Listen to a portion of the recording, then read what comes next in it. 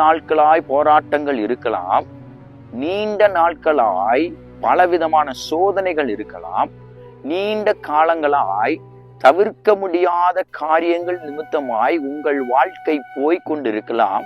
இந்த காலை வேளையில தேவனுடைய வார்த்தையை முன்னிட்டு சொல்லுகிறேன், நிச்சயமாக கர்த்தர் அவைகளுக்கு ஒரு முடிவை வைத்திருக்கிறார். அது இன்றைய நாளிலே உங்க வாழ்க்கையில அவர் செய்ய வல்லவராய் இருக்கிறார்.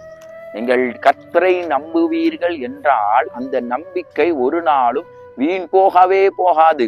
மனுஷனை நம்புவதை பார்க்கிலும் கர்த்தர் மேல் பற்றுதலாய் இருப்பது நலம் என்று சொல்லி வேதம் சொல்லுகிறது. அப்படின்னா இந்த காலை வேளையில நீங்கள் இந்த புதிய நாளிலே தேவன் மேல நம்பிக்கை வைப்பீர்கள் என்றால், தேவனை சார்ந்திருப்பீர்கள் என்றால், கர்த்தர் உங்க வாழ்க்கையில நெடு நாட்களாய் இருக்கிற போராட்டத்திற்கு முற்றுப்புள்ளி வைக்க போகிறார். இயேசுவின் நாமத்தினாலே இந்த வார்த்தையை கொண்டு அறிக்கை செய்கிறேன், உங்க வாழ்க்கையில கர்த்தர் முற்றுப்புள்ளியை தரப்போகிறார்.